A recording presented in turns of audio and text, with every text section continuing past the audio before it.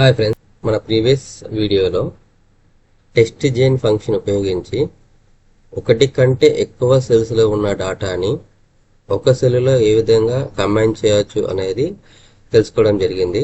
So ఇప్పుడు ఈ వీడియోలో మనము కన్సర్న్ మండలకు సంబంధించిన ఎన్ని రికార్డ్స్ ఆన్లైన్ చేయడం జరిగింది అనేది సమ్మేషన్ ఏ విధంగా చేయొచ్చు అనేది చూస్తాము. సో ఇప్పుడు ఆల్రెడీ డాటా అనేది ఎంట్రీ చేయడం జరిగింది యూజర్స్ ఒక్కొక్క జీబీకి సంబంధించింది.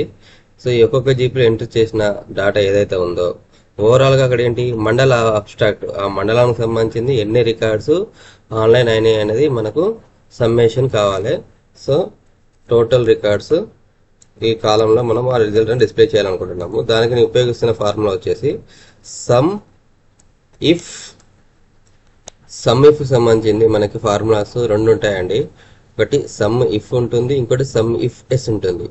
సమ్ ఇఫ్ ఏంటి అంటే a conditional sum across a range, అంటే ఒక స్పెసిఫిక్ రేంజ్ లో మాత్రమే ఒక రేంజ్ ఒక పర్టికులర్ ఒక క్రైటీరియా ఉన్నప్పుడు మాత్రమే సమ్ ఇఫ్ ఫార్ములా యూజ్ చేస్తాము.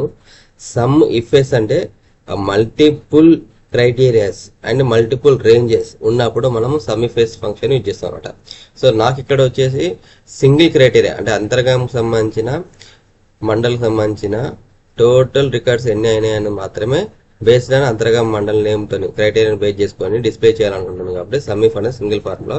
సో దానికి సింటాక్స్ వచ్చేసి sum if range comma criteria then sum range. ఇక్కడ రేంజ్ అంటే ఏంటి అంటే మన టేబుల్లో ఈ టేబుల్లో ఉన్న మండల్ నేమ్ ఉంది కదా, అంటే దేంతో అయితే కంపేర్ చేస్తామో కంపేర్ చేయాల్సిన రేంజ్ అన్నమాట.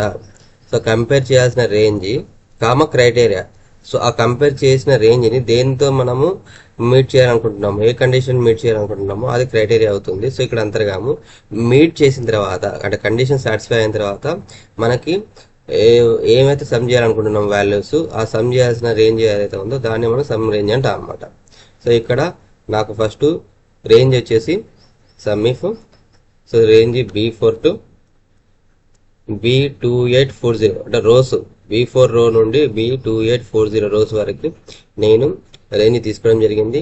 తర్వాత సమ్ క్రైటీరియా ఏంటి, ఇక్కడ క్రైటీరియా వచ్చేసి ఈ H4లో ఉన్న మండల నేమ్తో మ్యాచ్ అవ్వాలి. H4లో ఉన్న మండల నేమ్ అంటే అంతర్గా మండల నేమ్తో ఆ డాటా అనేది మ్యాచ్ అయిన తర్వాత నెక్స్ట్ మనకి E4 నుండి E2840 రేంజ్లో ఉన్న డాటాలో అంతర్గం సంబంధించిన మండల నేమ్ సంబంధించిన మాత్రమే ఐడెంటిఫై ఫిల్టర్ అయ్యి ఆ ఫిల్టర్ అనే సమ్మేషన్ చేస్తాను అనమాట. సో ఈ విధంగా మనం ఫార్ములా ఇచ్చేసి ఎంట్రీ చేయగానే మనకి సో ఆటో ఫిల్ ఫార్ములా కూడా సజెషన్ చేస్తూ ఉంటుంది. ఒకవేళ మీకు ఫార్ములా కరెక్ట్ అనిపిస్తే మనము ఓకే అనొచ్చు. లేదు మీరు లాక్ పెట్టలేదు అనుకోండి, ఇంటి కొట్టి క్యాన్సిల్ చేసుకొని మళ్ళీ మీరు మాన్యువల్గా ఫార్ములా ఫీడ్ చేసి కరెక్షన్స్ ఏమంటే కరెక్షన్ చేసుకున్న తర్వాత దాన్ని డ్రాగ్ చేసుకొని వస్తాము. సో ఆటో ఫిల్ చేసేటప్పుడు మనము రేంజ్ ఒక్కోసారి లాక్ పెట్టలేదు అనుకోండి, నెక్స్ట్ దానికి వచ్చేసరికి ఈ అబ్జల్యూట్ రిఫరెన్స్ వాల్యూస్ ఏవైతే ఉన్నాయో చేంజ్ అవుతూ వస్తాయి అనమాట. అంటే రిలేటివ్ రిఫరెన్స్గా మారిపోతూ ఉంటాయి. అబ్జల్యూట్ రిఫరెన్స్ అంటే ఏదైతే కాన్స్టెంట్ ఉండాలనుకున్నామో అది లాక్ పెట్టేస్తే అబ్జల్యూట్ రిఫరెన్స్ అవుతుంది. మనం లాక్ పెట్టకుండా ఇది కిందకి మూవ్ చేస్తే రిలేటివ్ ఆ సెల్కి రిలేటివ్గా ఆ కన్సర్న్ నెంబర్ మారిపోతుంది అనమాట. సో ఇట్లా మనకి ఇప్పుడు అంతర్గం సంబంధించిన మండల్లో 64,722 రికార్డ్స్ అనేది ఆన్లైన్ చేయడం జరిగింది.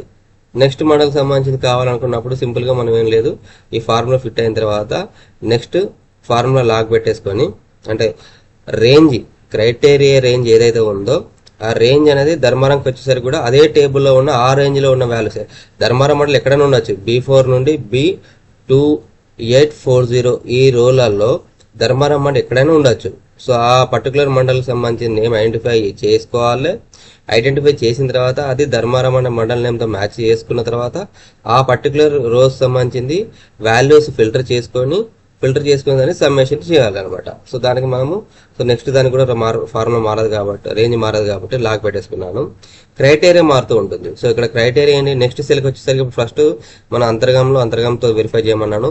నెక్స్ట్ సెల్కి వచ్చేసి ధర్మారంతో వెరిఫై చేయాలి. సో ఇక్కడ క్రైటీరియాకి వచ్చేసరికి మనము H4 అంటే హెచ్కి మాత్రం మారకుండా ఇక్కడ హెచ్కి మాత్రం లాక్ పెట్టేస్తానండి, 4కి లాక్ పెట్టలేదు. 4 అనేది నెక్స్ట్ సెల్కి డ్రాగ్ చేసినప్పుడు 5గా మారాలి, మళ్ళీ 5 అనేది నెక్స్ట్ సెల్కి డ్రాగ్ చేసినప్పుడు 6గా మారాలి, 6 అనేది నెక్స్ట్ సెల్కి డ్రాగ్ చేసినప్పుడు 7గా మారాలి. ఇట్లా నేను అది ఆ నెంబర్ మారడం కోసం అని చెప్పి నేను 4కి ముందు లాక్ అనేది ఇవ్వడం లేదు, అంటే లాక్ మీన్స్ ఇక డాలర్ సింబల్ ఇవ్వడం లేదు అనమాట.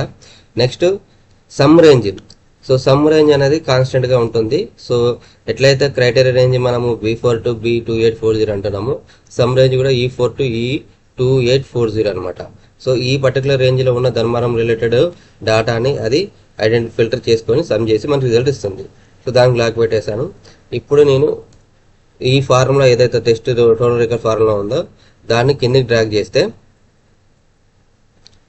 సో మనకి 17 ఏవైతే రికార్డ్స్ మనం ఇంతకుముందు ఫిల్టర్ చేసామో ఆ 17 మనకు సంబంధించింది మనకి ఫిల్టర్ అయిపోతుంది. ఇట్లా ఈ విధంగా మనం అబ్స్ట్రాక్ట్ అనేది, ఇది ఒకటే షీట్ 1 చేసుకున్నా నేను.